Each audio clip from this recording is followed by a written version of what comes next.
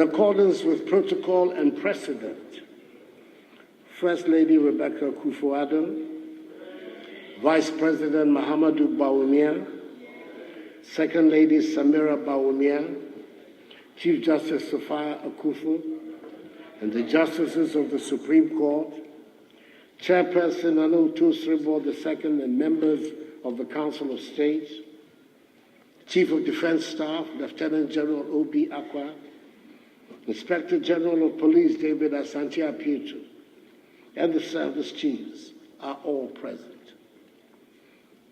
Mr. Speaker, the House is duly honored by the welcome attendance of the former Presidents of the Republic, Their Excellencies Jerry John Rawlings, John Agyekum Kufuor, and John Dramani Mahama.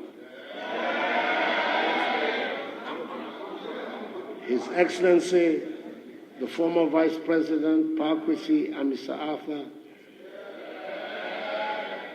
and former First Lady, Her Excellency Nana Konadu Agyeman Rawlings.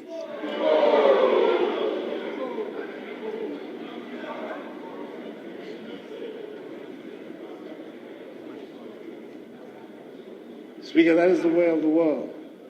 The founder of the party today is no longer recognized by members of the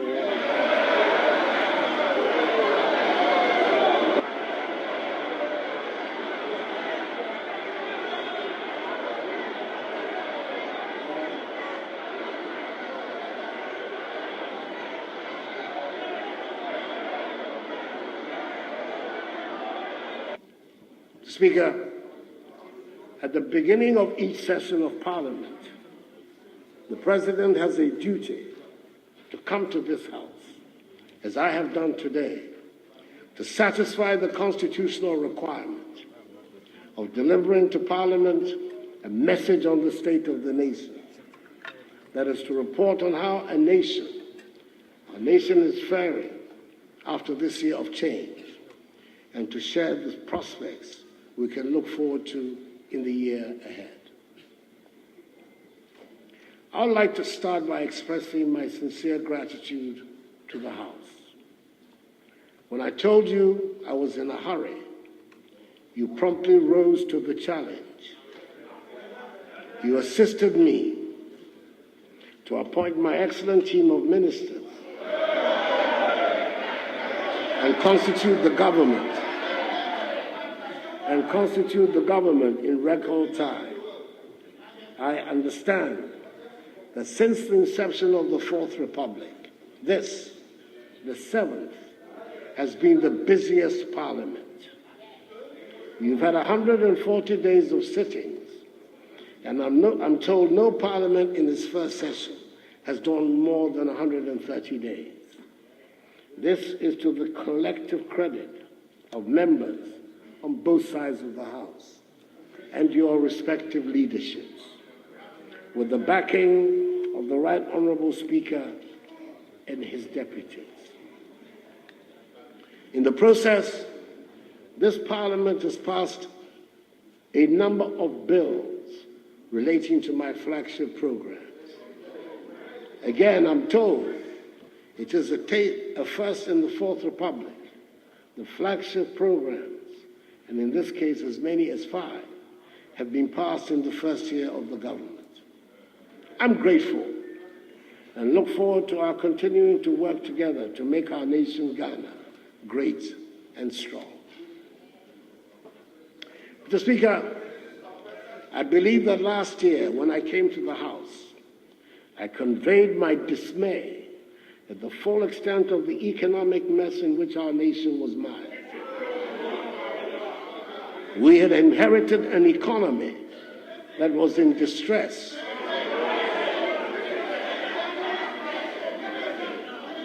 choked by debt, and with macroeconomic fundamentals in disarray. You will recall, Mr. Speaker, that I said, quote, we would have to implement some tough, prudent and innovative policies to get us out of the financial cul-de-sac we were in. I made some brave predictions, I said we would reduce significantly the budget deficit, and I said that at the same time, we would grow and expand the economy. I'm glad to be able to report, Mr. Speaker, that the economic management team, under the stellar leadership of the strong, brilliant economist, Vice President Mahamadou Bawumia, has risen to the challenge, and the hard work is beginning to show positive results. We have reduced taxes. We are bringing down inflation and interest rates. Economic growth is increasing from the alarming 3.6% at December 2016 to 7.9% in our first year. And the indications are that it will be even better this year. We have increased our international reserves, maintained relative exchange rate stability, reduced the debt to GDP ratio and the rate of debt accumulation. We have paid almost half of arrears inherited. And crucially, we are current on obligations to statutory funds. I'm also pleased to report that the 3-year IMF-supported extended credit facility program, begun in 2015, comes to an end this year. The relatively good macroeconomic performance in 2017 will strongly support our successful completion of the IMF program. We are determined to put in place measures to ensure irreversibility and sustain macroeconomic stability so that we will have no reason to seek again the assistance of that powerful global body. Mr. Speaker, we restored teacher and nursing training allowances.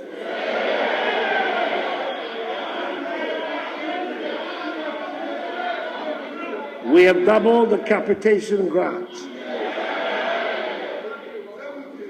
And to confound the skeptics and professional naysayers, we have implemented free senior high school education.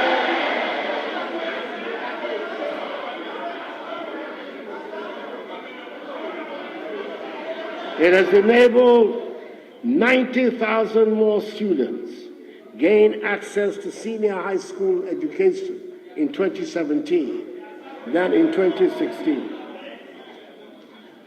Mr. Speaker, we have nevertheless been able to meet my promise made last year to the House and reduce the fiscal deficit from 9.3% to an estimated 5.6% of GDP. As I promised, our economists have found imaginative ways to deal with the oppressive debt situation. This has brought some relief, and the annual average rate of debt accumulation, which in recent years has been as high as 36%, has declined to 13.6% as of September 2017. As a result, the public debt stock as a ratio of GDP is 68.3%, against the annual target of 71% for 2017 and end 2016 actual figure of 73.1%. As a result of appropriate policy and the normalization of the power situation in the country, they have also engineered a spectacular revival of Ghanaian industry from a growth rate of minus -0.5% in 2016 to 17.7% in 2017. Mr. Speaker, Mr. Speaker,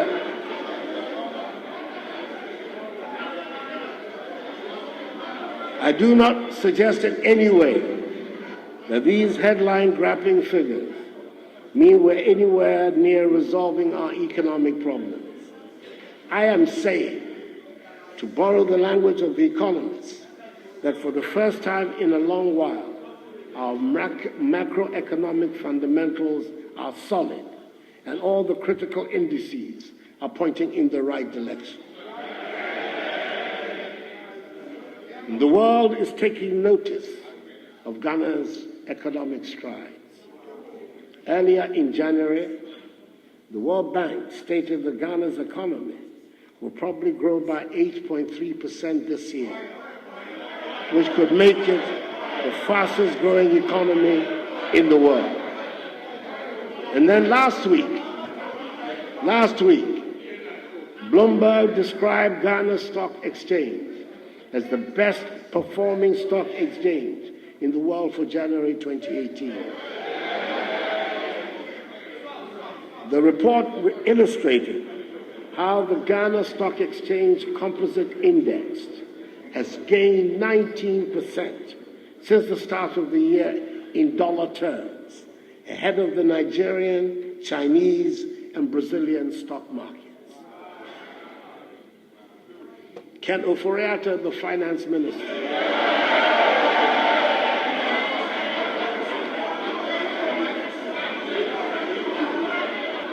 Ken Ofori-Atta, the finance minister, is proving to be a national asset.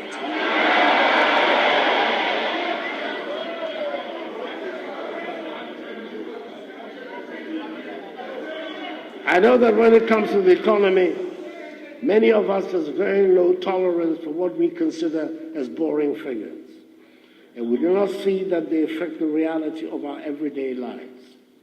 But as I said earlier in the year, this current set of boring figures happens to spell good news for our economy. There are figures that the most innumerate among us can relate to, and which can hardly be described as boring. I refer to the figures that emerge when you look at the difference between sole sourcing of government procurement and opening it to tender. In 2016, the Public Procurement Authority had 622 sole source requests. 597 of that number, i.e. 98%, were approved, and there were 25 rejections. There were 592 requests made for restricted tenders, and 587, 99.15%, were approved, and there were 5 rejections. A grand total of 0 savings was made. In 2017, my first year in office, 394 sole sourcing requests were made, out of which of 223, 56.6% were approved, and 171, 43.4%, rejected. There were 346 requests for restricted tenders, out of which 167, 48%, were approved, and 179, 15.2%, 52%, rejected. Now here is the interesting part. The savings made over the year as a result amounted to some 800 million cedis. Mr.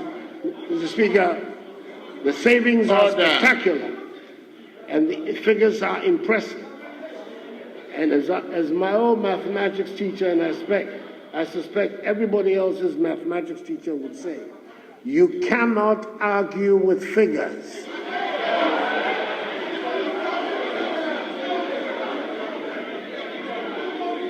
We have taken the lessons to heart and continue to improve upon the government procurement process.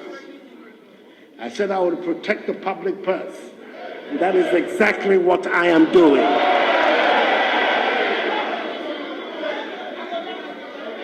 On the ground. And the good thing is that we are pointing in the right direction. Mr. Speaker, thanks to the diligence of the hardworking Minister for Employment and Labour Relations, the Honourable Ignatius Bafo-Awia, MP for Sunyani West, we have been able to transfer some 3.1 billion cedis of Tier 2 pension funds into the custodial accounts of the pension schemes of the Labour Union. Funds that have been outstanding for 6 years and about which the Labour unions have been loudly complaining. As a result of engagements with organized labour, we ensured that the national daily minimum wage was determined and approved before the laying of the 28th budget by the Minister for Finance. And happily, Mr. Speaker, there were no strike actions last year. We will continue the constructive dialogue with organized labour to find mutually satisfactory solutions to their concerns in order to guarantee industrial peace. Mr. Speaker, we're therefore able to say with confidence that we are creating the atmosphere needed for the creation of jobs, easily the most urgent problem that faces the government and the nation. We have put in place the structures to help small and medium-scale enterprises and budding entrepreneurs through the challenging startup years.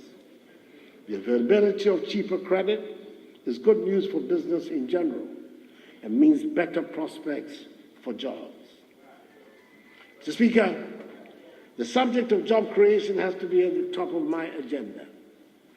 The number of young people who cannot find work is staggering and a threat to our national security. I'm determined to work to guarantee and secure the future of the young men and women of our country. Every major policy that my government has implemented in the past year has been essentially about the youth. We will equip the youth with the skills that will enable them to be productive.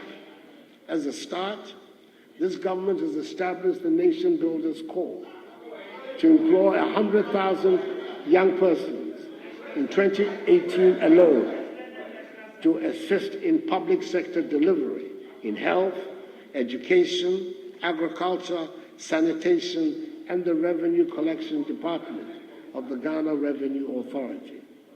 Stakeholders have had a series of meetings on this policy, and the modules have been designed for each of the designated areas.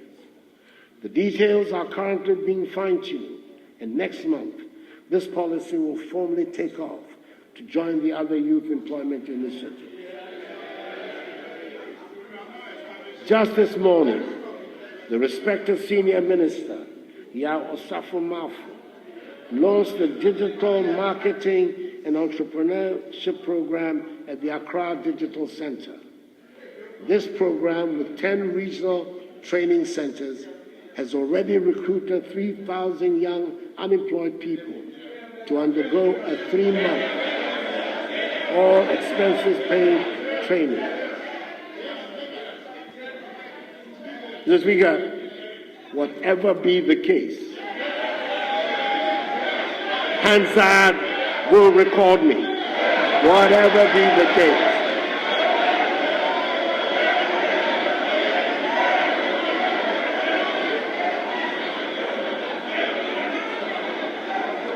I'm happy to announce that EcoBank Ghana Limited has already offered to engage all 3,000 young people after the training program. This is just the tip of the iceberg.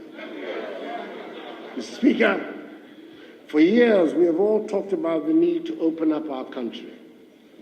We have all acknowledged that we cannot hope to develop and transform our nation until we do so. And economic and administrative activities are spread around and not restricted to the capital in Accra. We have taken the clear and unambiguous mandate given to this government by the people of Ghana as a spur to take some of these long-promised actions, indeed, to open up our country and transform our economy. This year, we are determined to take the decisions that will change the destiny of our country. On the first working day of this year, I signed into law the Act setting up the development authorities. Mr. Speaker, the creation of these authorities marks a fundamental change in how parts of the development budget, i.e. the equivalent of $1 million per constituency per year, is going to be spent in our country. Local people will make the decision on what their greatest needs are and direct the funds to those areas. Luckily, there's some consensus on what constitutes the basic infrastructure needs in all communities, and we expect a smooth takeoff in the work of these authorities. We're asking that everybody is guided by the priorities set up in the NPP manifesto, on which we fought and won the mandate of the Ghanaian people. We expect, for example, the provision of water and toilets to feature prominently on the agenda of the development authorities, until those two items can be taken off the must-do list of all constituencies around the country. 60 years after independence, the least we can and should do is to make sure that every Ghanaian has access to water and toilet facilities. Mr. Speaker, the state of sanitation in our cities is wholly unacceptable. Our cities have been engulfed by filth. There's the urgent need for public authorities to find means of making our cities clean. And in the case of Accra, fulfilling my pledge, one of the most ambitious of my presidency, to make it the cleanest city in Africa by the end of my term. Government is working with various private sector authorities to tackle this major challenge with strategies that are intended to effect a change in our attitudes towards waste generation, as well as to improve dramatically our methods of waste management. This will be complemented by the strict enforcement of sanitation rules and regulations. Urgent attention will begin to clearing of rubbish all around the country. Apart from the systematic efforts being made to resolve the legacy of inherited debts in the sector, government will spend this year an amount, exceptionally, of 200 million cedis to address the vexed issue of sanitation. I'm confident that by the time I come back next year, God willing, an appreciable improvement would have been made in the sanitation situation in the country. Mr. Speaker, there have been a number of ambitious decentralization exercises in this country. We are currently engaged in the very big exercise of creating new regions. It is a long and rather complicated process. We are in uncharted territory, but all the indications are that it is going well.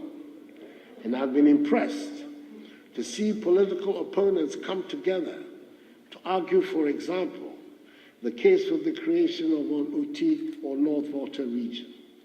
It is not often you see the veteran statesman, Dr. Obeda Samoa, the vocal Mr. Kofi Adams, and the Volta Regional Minister, Dr. Archibald Lecha, on the same side in a public argument. This portends well, and I believe this exercise will be a success, especially as it is being undertaken with scrupulous adherence to the teachings of the Constitution in this sensitive area, under the skillful direction of the experienced Minister for Regional Reorganization and Development, Honorable Dan Budri, MP for Okre. Mr. Speaker, yet another ambitious decentralization exercise is the expansion of full democracy to local government. A critical step to this end is the direct election of metropolitan, municipal, and district chief executives on a partisan basis. It is a firm manifesto commitment of the new Patriotic Party. Further, my discussions with the nation's leaders, including the former presidents of the Republic, convinced me that it is a step that we must take. The constitutional impediment to this, in Article 55 of the Constitution, an entrenched clause, must therefore be removed. To ensure the judicious use of the country's resources, I propose that the constitutional processes for a referendum should be initiated in such a manner that the holding of the referendum will take place at the same time as next year's district assembly elections. If successful, the outcome of the referendum will mean that the current set of MMDCEs will be the last batch of chief executives to be appointed under the current system. I have no doubt that the resourceful Minister for Local Government and Rural Development, Hajia Alima Mahama, MP for Narerigu Gambaga, will be able to shepherd this process to a positive conclusion. Mr. Speaker, I'm convinced that the creation of new regions alone would not open up our country. That would not on its own convince our young people that they do not have to come to Accra to make a living. We have to improve upon this transportation system. This country feels cut off or can be deemed too far from the center. That is one of the most effective ways to stop the unsustainable rush to Accra. Traffic jams and overcrowding are making our capital unattractive. There are certain inconveniences that people adjust to. Traffic jams are not one of them. We're spending too much time stuck in traffic. It is unproductive, it is not healthy, and it is expensive. I fear that one of these days, one more car will join the madness on the roads in Accra, and our city will be completely gridlocked. Speaker, we have to build the roads to open up and link up the various parts of the country. Journey times between parts of the country have to be reduced. It is a shame that almost 7 years or so after work had started on the Eastern Corridor roads, 7 years or so after work had started on the Eastern Corridor roads, we are nowhere near completion. We are nowhere near completion.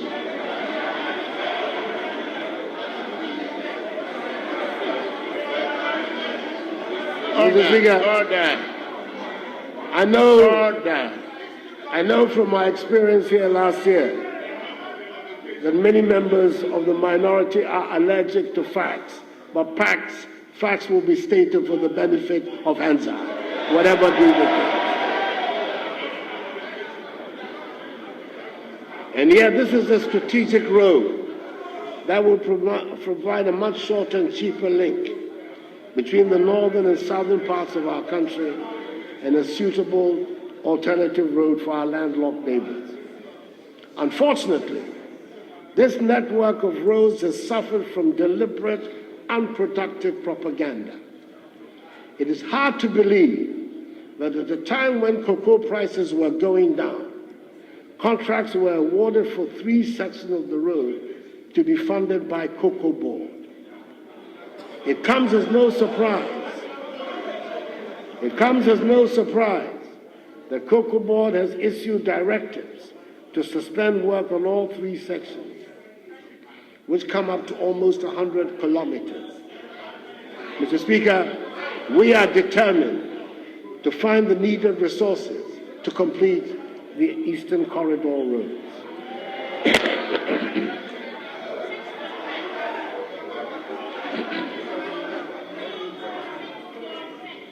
As I have heard it said amongst the others, that which is important, you cook in an important pot.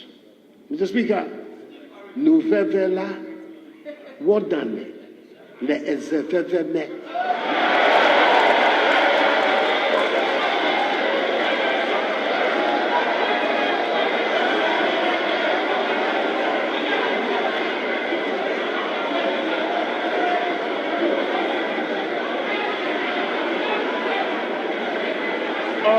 Order. Honorable members, order. Speaker, the members of the House from the Volta region may want me to repeat that for the record. Nouvelle wodani le ezeveveme.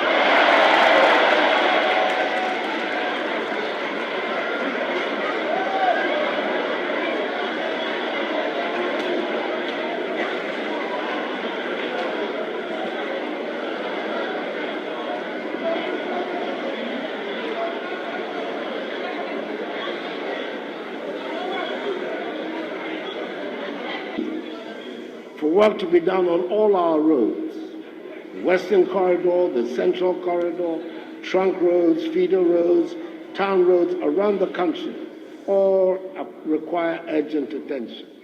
We're determined to bring our road network to a befitting status, and this year we shall witness much more activity on the roads.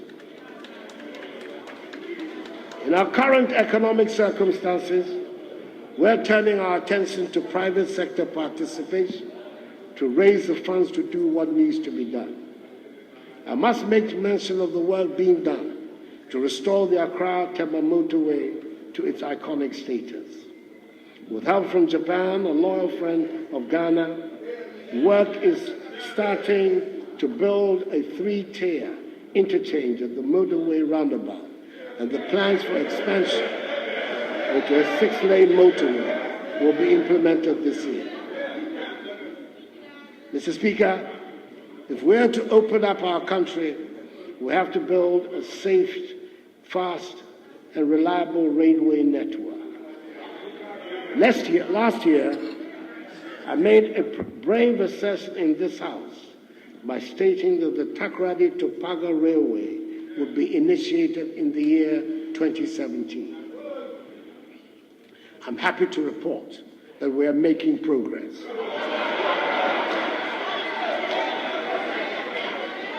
We are in the final stages of agreeing with a significant investor the terms of a BOT agreement from Takoradi to Kumasi, which will be presented to Parliament this session. There's already a contractor on site for the construction of the Kojo Krom to Manso section of the Takoradi to Kumasi Railway. The process has commenced also to select a suitable partner for the construction of the Eastern Line from Accra to Tema to Kumasi. We aim to break ground this year. The central spine from Kumasi to Paga is also receiving attention, and consultants have been engaged to advise government on the best model for the development of the line. Mr. Speaker, those which will be fulfilled, unlike some promises we know from the past, these ones are in the process of being fulfilled. Mr. Speaker, with reference to the Ghana and Burkina Faso rail interconnectivity, the two countries are in earnest discussions as to the realization of the project. There are fortnightly meetings, either in Accra or Ouagadougou, and we are confident the deliberations will conclude and actual construction will commence by the third quarter of the year. Mr. Speaker, I know I'm not saying anything new exactly. Every government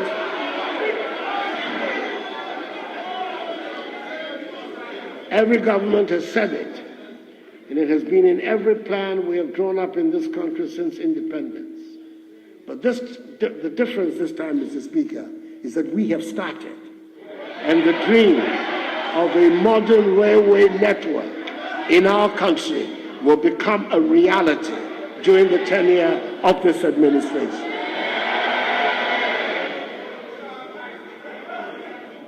Mr. Speaker, a modern, reliable network of roads, railways, water transport, and airports will transform our country. And I'm delighted to note that fresh enthusiasm has entered the aviation sector under the guidance of the dynamic Minister for Aviation, Cecilia Abdadapar, to look up all parts of the country by air. Mr. Speaker, the advance of technology means we can reach people and get a lot done without much physical movement. The cyber population that is busy on Facebook, Twitter, Instagram, WhatsApp, and other social media outlets will testify that Ghana is very much part of the virtual world and its activities. More and more of us are banking and paying our bills online. A wealth of knowledge and information is now available on the net to make teaching and learning easier.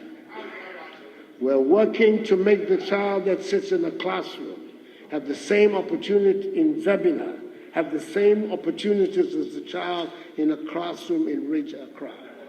In their own way, these modern communication tools are opening up our country and the world to all of us. The start of the digital address system, the introduction of paperless transactions at our ports, the rapid and continuing spread of broadband services are all helping to formalize and modernize our economy, thanks to the creative leadership of the intrepid Minister for Communications, the Honorable Ursula Akufo, MP for Ablekuma West. Furthermore, subsequent to Cabinet approval, the framework agreement between Ghana and the Republic of Mauritius for an initial investment in the development of a technology park in Dawa in the Greater Accra region has been ratified by Parliament for implementation to begin. Unfortunately and predictably, a whole new set of dangers of cyber insecurity and fraud have emerged with these modern tools. We're working to strengthen cybersecurity, to build confidence and protect the use of electronic communications in national development, and ensure that our young, technologically savvy people would keep Ghana firmly in the exciting IT economy and its many opportunities. Speaker, we need an educated and skilled workforce to be able to operate the modern economy we are creating. The free SHS is a start towards this goal. Excuse me. It is a policy that has come to stay. We are reforming the school's curricula to deal with the weaknesses in our education system and lay greater emphasis on science, technology, engineering, mathematics, reading, history, and technical and vocational schools. A look at the national budget will tell you that we are spending a lot of money in education. Excuse me. And I'm certain that it is a worthwhile investment, brilliantly supervised by that charismatic Minister for Education, Honorable Dr. Matthew Preku Prempeh, Member of Parliament for Mensiasa.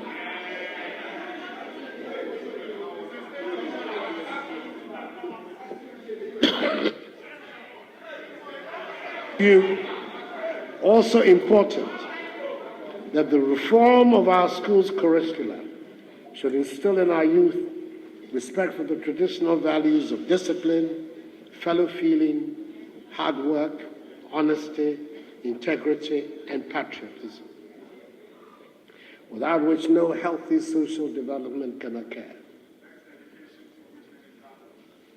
In much the same way, we do not compromise on the health of the population.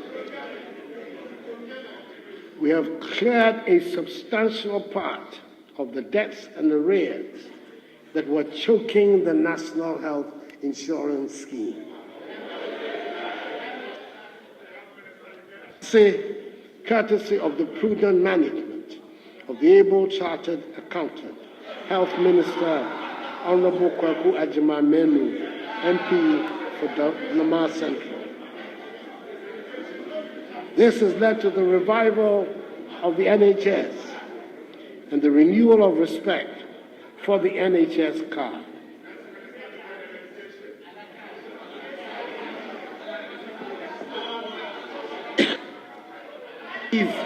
Order. The health needs of our people are being better served.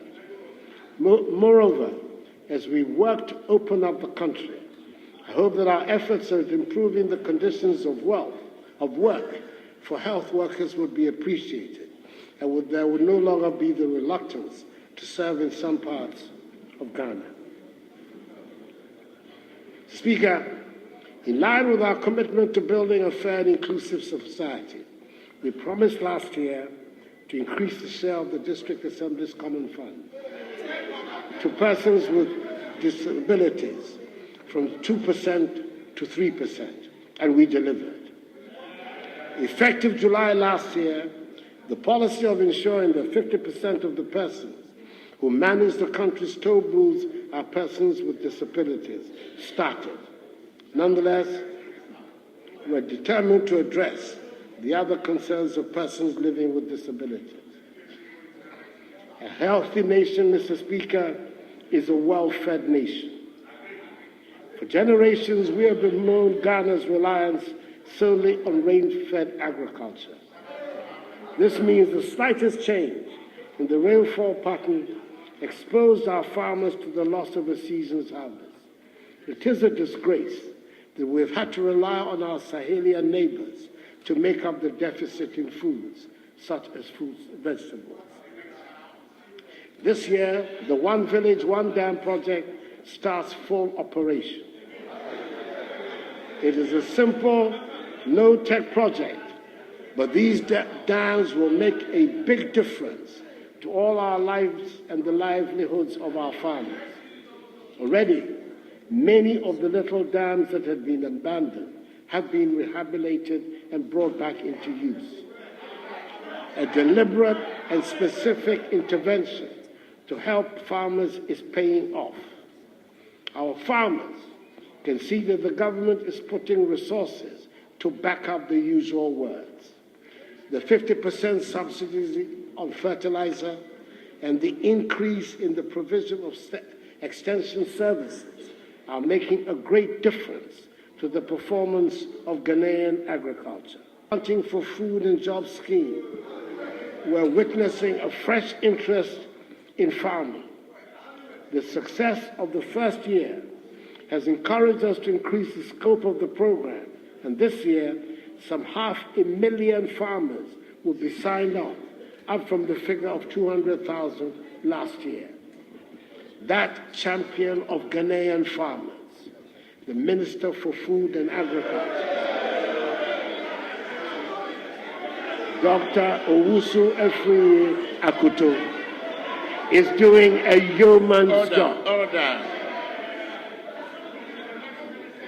Mr. Speaker, fishing in our country, an industry that provides a living for 10% of the population, has been bedeviled by many problems in the past. The fishing harvest has gone down dramatically, and we have had to depend more and more on imported fish. We have started work to tackle these problems. This past year, we made sure that the close season was respected, not just by the industrial tuna vessels, but also by the trawlers. We will adhere to this policy for the foreseeable future, which should help us replenish our depleted stocks. More effective measures are being taken against illegal, unreported, and unregulated methods of fishing. We have also instituted measures to avert pre-mixed diversions, and strict auditing of landing beaches are now in place. I can state that since November, there's been no report of pre-mixed diversion, a marked improvement from the past. Mr. Speaker, I believe that the future lies in the promotion of aquaculture, and we have set about it with a lot of enthusiasm. We have identified 100 dams in 5 regions across the country: Upper East, Upper West, Northern, Volta, and Western, and stocked them with fingerlings. This is the start of big things to come, due to the efforts of the forceful Minister for Fisheries and Agriculture, Honorable Elizabeth Afule-Kwei, MP for Kromor. Mr. Speaker, agriculture forms the backbone of our flagship One District, One Factory program. The majority of the proposals that have been evaluated and accepted for support under the scheme are agro-based. It is food processing, after all, that has been the take-off point for industrialization in most developed countries. It also fits in with our determination to open up our country and make jobs and facilities available in all parts of the country. Mr. Speaker, problems associated with our environment and the galamsey phenomenon have taken up a lot of the time and energy of this government.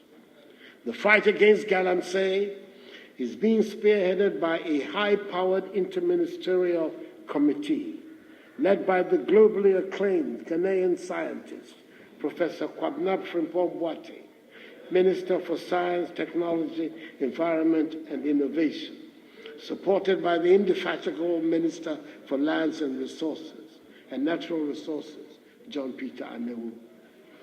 This committee is waging a valiant struggle to bring the galamsey phenomenon under control. His work has received, thankfully, the wide support of the media. Mr. Speaker, we have had to ban small-scale mining for the past 9 months. We acknowledge that the banning of small-scale mining cannot be the long-term solution in a country such as ours, which is blessed with so many minerals. But as the saying goes, desperate situations call for desperate remedies. We cannot look on as our very existence as a country is put in jeopardy and our water bodies, forests, and landmass are destroyed. Even with the ban, it has been a never-ending battle with the galamseyers, and I'm sure the House will want to join with me in paying tribute to the members of our forces in the Operation Vanguard that are protecting our environment. They are Ghanaian patriots of the first order. We have started various schemes to find sustainable alternative sources of income for the galamseyers. Mr. Speaker, nothing will ever equate the attraction of the search for gold or diamond, and maybe the drama of actually finding some. But this generation of Ghanaians dares not preside over the destruction of our lands. The state of our rivers and forests remains a great cause for worry, and it is our sacred duty to protect them. I hope I can count on the total support of the House to help nurse our degraded lands and rivers back to health. I'm equally grateful to those chiefs who have supported the fight against galamsey. The government will continue to reach out to our traditional rulers so that together we can address pressing issues facing our nation and its peace and stability. Speaker, there is relief in some areas, and I refer specifically to the spectacular improvement in our power supply problems. A lot of hard work has gone into easing the intolerable debt situation that threatened to paralyze the energy industry. We still have problems with the cost of power, and we're working to put Ghana at a competitive advantage. We intend to fight private sector operators to buy into the state-owned thermal plants and inject the capital needed to bring power tariffs down for both domestic and commercial consumers. The most reliable and ultimately cheapest answer to our power needs lies with renewable energy sources. We should promote and enthusiastically encourage investment and use of renewable energy. I'm sure that the House shares my relief that Dumso is no longer part of our everyday lexicon.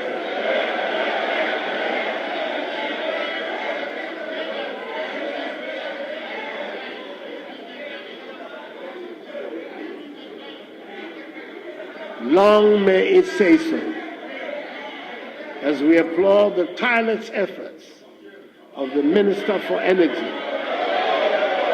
Black Energy Minister Boakye Eja.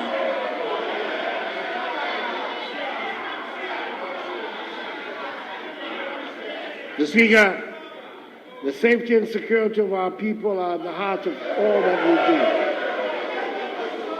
we do. Ghanaian citizens have a right to expect to go about their daily lives in an atmosphere of peace.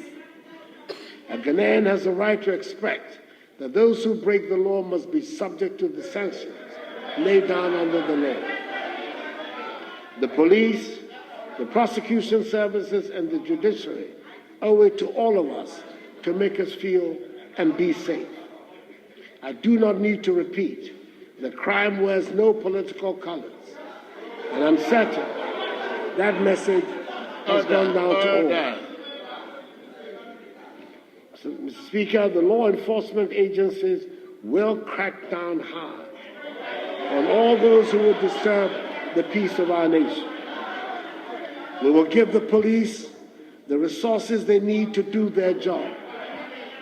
An initial amount of 800 million cedis is being made available to procure and supply within the next 6 months critical modern policing equipment and gadgets to enhance the capacity of the police to enforce law and order, including 1,000 vehicles, motorbikes, and ammunition.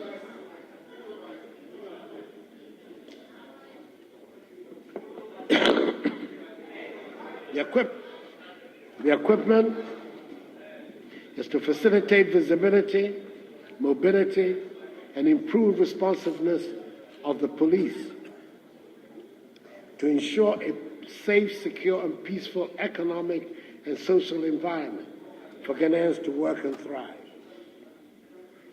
Already, the successful renegotiation of existing contracts has enabled us to purchase forthwith 100 vehicles for the police.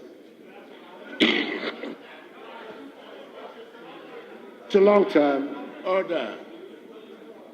We'll purchase drones and helicopters to assist the police combat violent crime and environmental crime. The crime laboratories will be modernized and properly equipped to provide the necessary support. The police intelligence unit will also be strengthened. The perennial problems associated with police accommodation will be tackled, and a compensation package introduced to cover officers in their line of duty.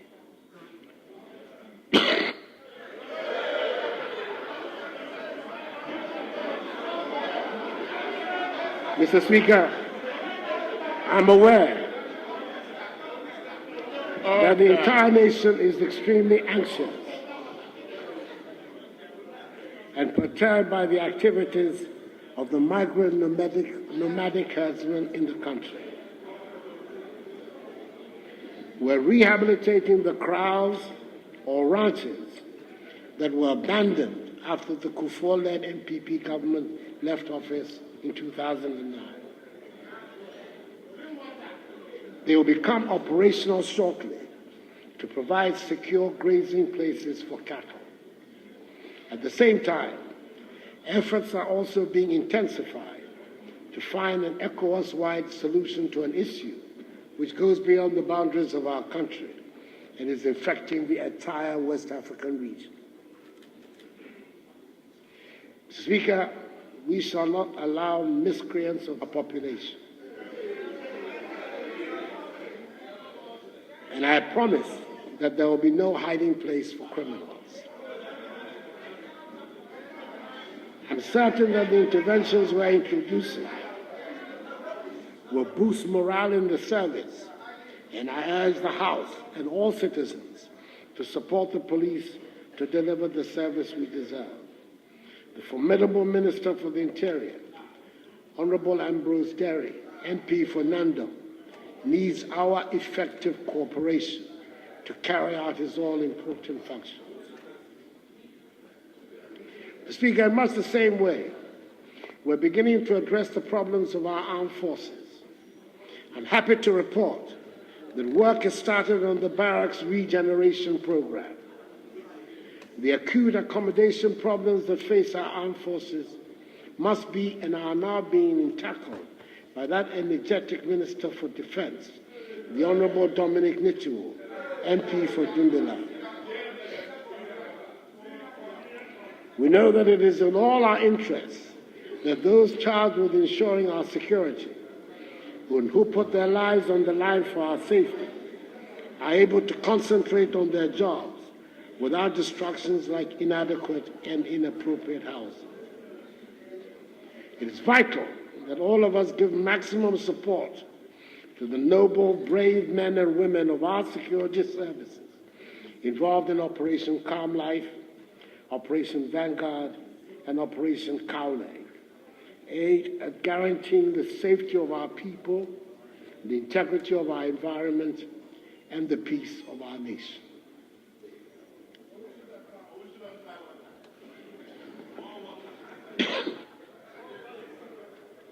The housing deficit is not limited to our security services. It is a nationwide problem that is caused mostly by the intolerable pressure on land prices. This has put affordable housing out of the reach of most people. We have begun the difficult process of making housing affordable for Ghanaians. Ghana government last year abolished the 5% VAT NHIL on real estate sales and continues to create a conducive environment that is reducing interest rates on mortgage loans.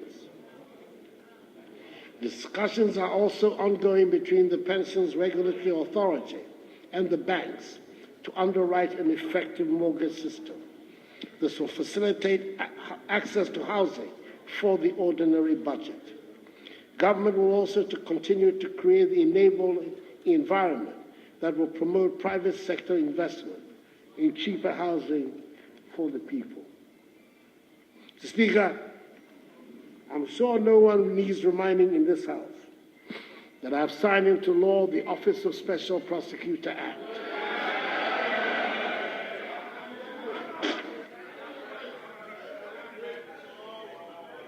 Forward, an essential step in our overall strategy to combat corruption.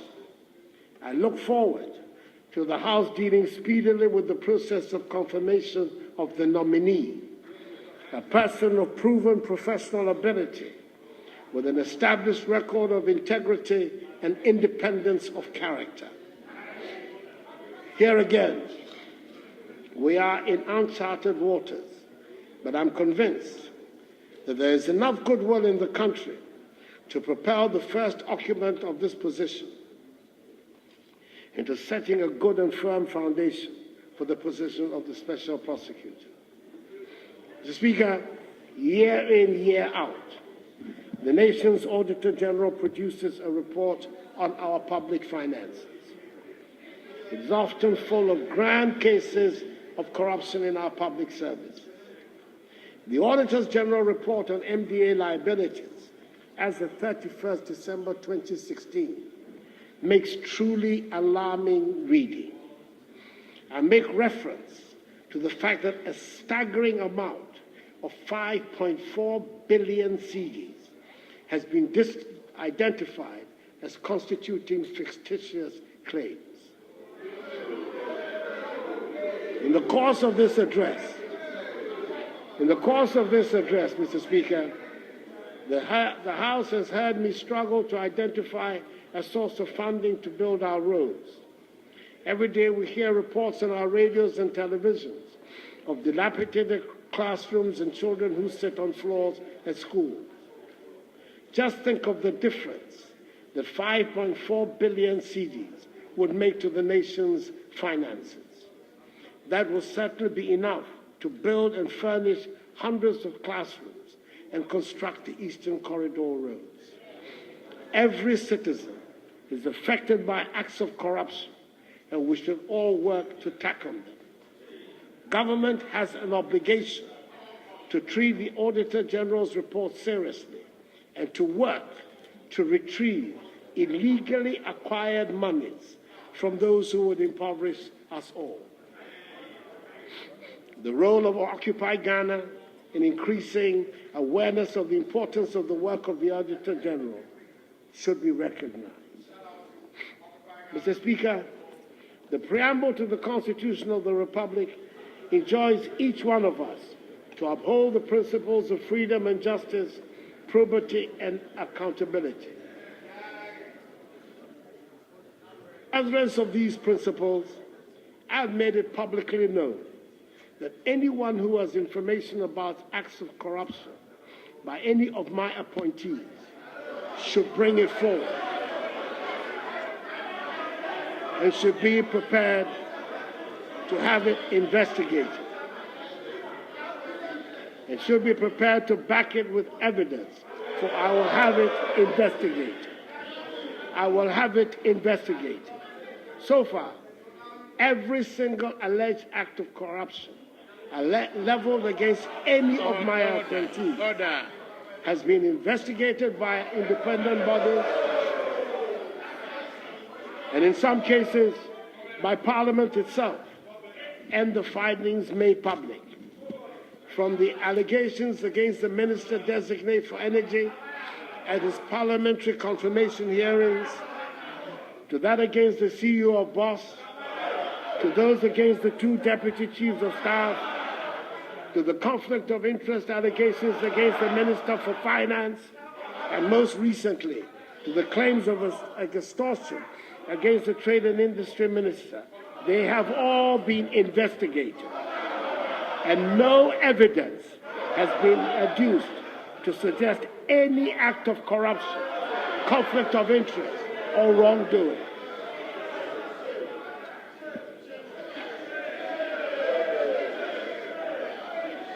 Honorable members.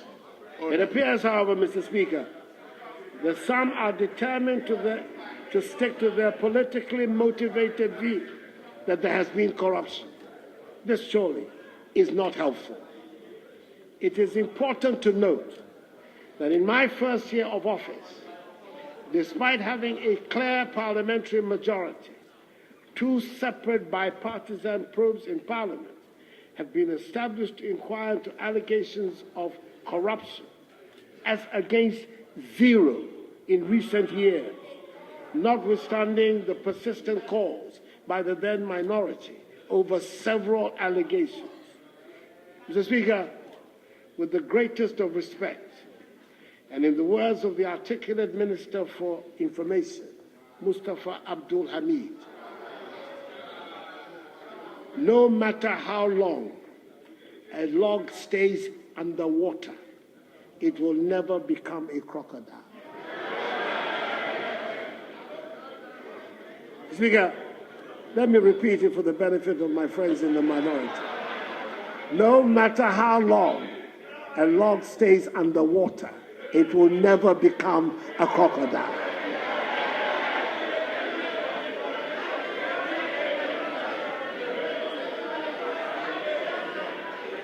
Order.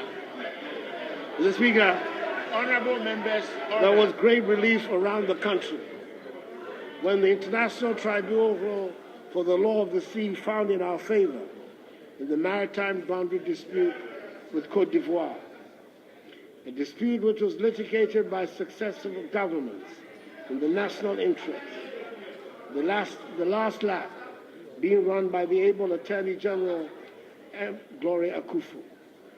In our celebrations, we did not forget that good neighborliness is the hallmark of our foreign policy. And I'm glad to state that our good relations with Côte d'Ivoire have not been affected in any way by the resolution of the dispute. Indeed, Côte d'Ivoire's renowned president, His Excellency Monsieur Alassane Ouattara, at my invitation, paid us a memorable official visit after the ruling to underline his country's determination to maintain, if not deepen, its good relations with our own. In fact, as you may remember, he and I signed on that occasion l'accord stratégique de partenariat, a strategic partnership agreement for those who find French difficult, to emphasize the enhanced relationship we both seek for our two neighboring countries. Another obvious, immediate benefit from the sensible reaction of both sides to the outcome of the dispute is the subsequent agreement by ExxonMobil, the world's largest publicly traded oil and gas company, to explore and develop with us potentially rich oil blocks that were affected by the area in dispute. Mr. Speaker, much as we all recognize the importance of exploiting the offshore hydrocarbon resources of our nation, I think it equally critical for us not to ignore the possibilities of our onshore deposits, especially in the Voltaire Basin. So last year, I directed our state-owned oil development company, the Ghana National Petroleum Corporation, to pay particular attention to this potential.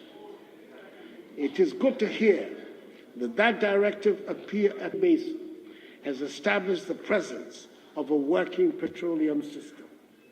I hope that eventually there will be something big for us to cheer about. Mr. Speaker, this year we'll continue with the process of passing the legislative instruments of the National Youth and Sports Act, pursue the enactment of the draft National Sports College Bill, and create a sports fund to improve sports development in the country. The government also remains committed to the development of football in the country.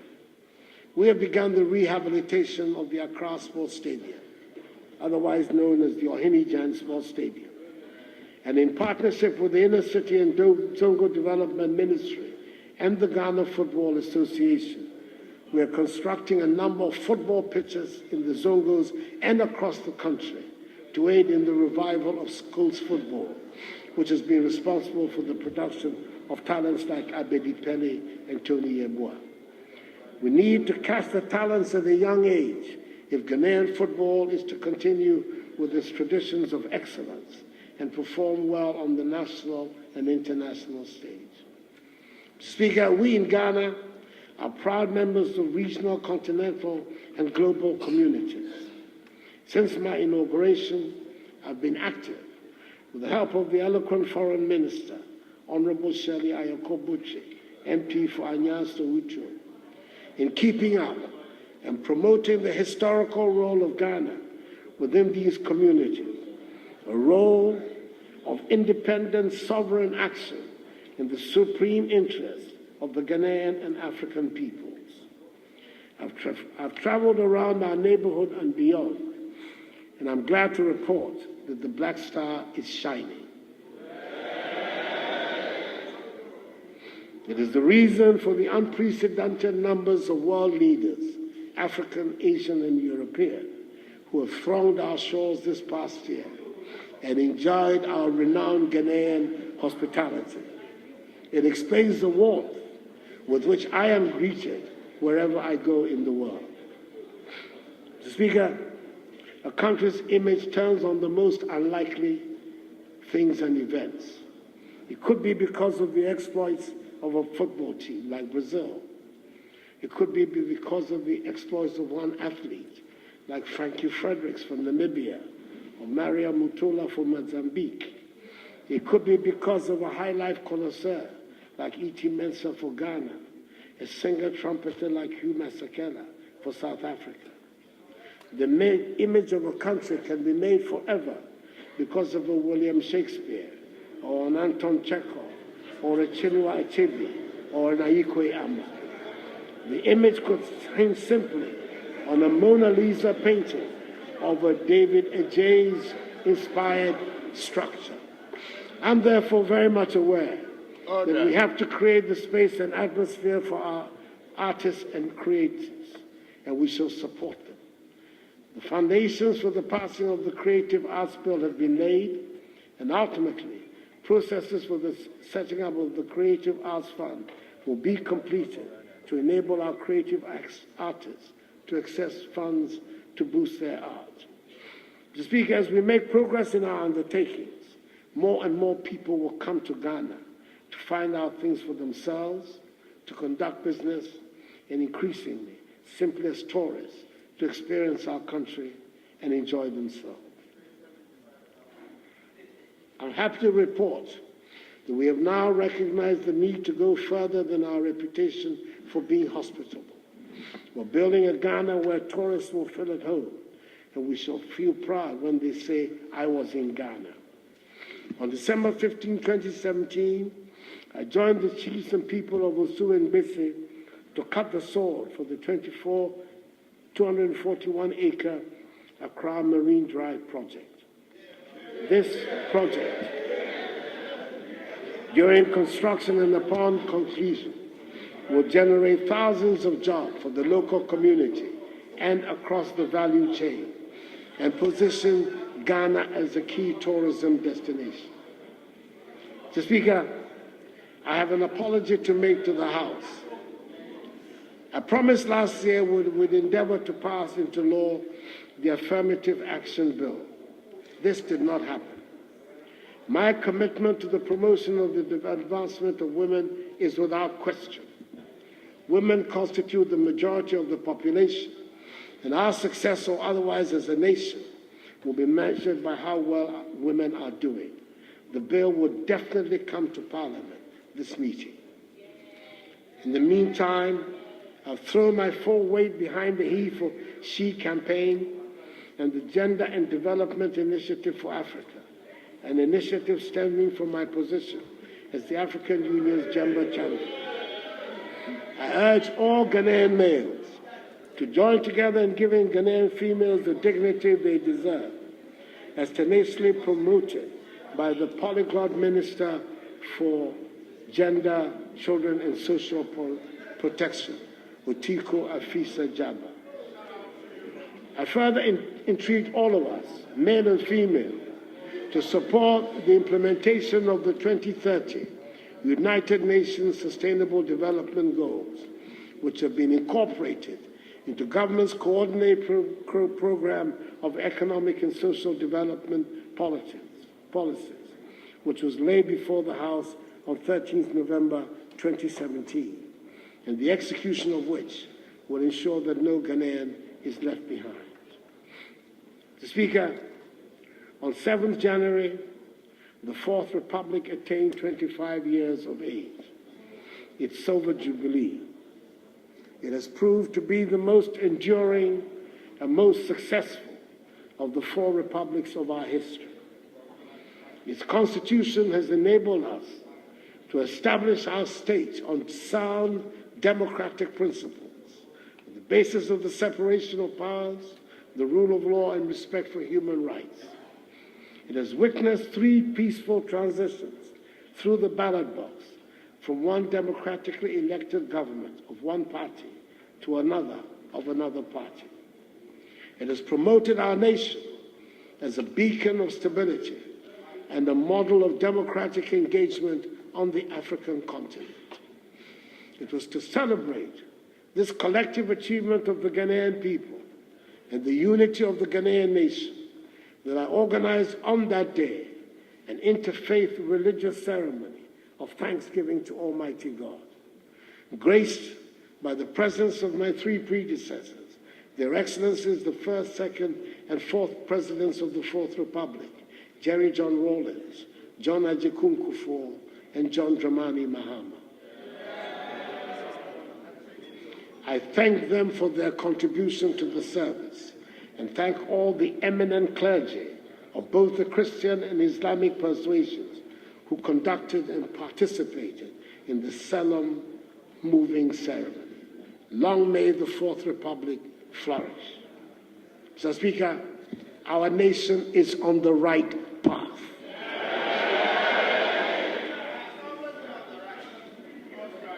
We will build a Ghana beyond aid.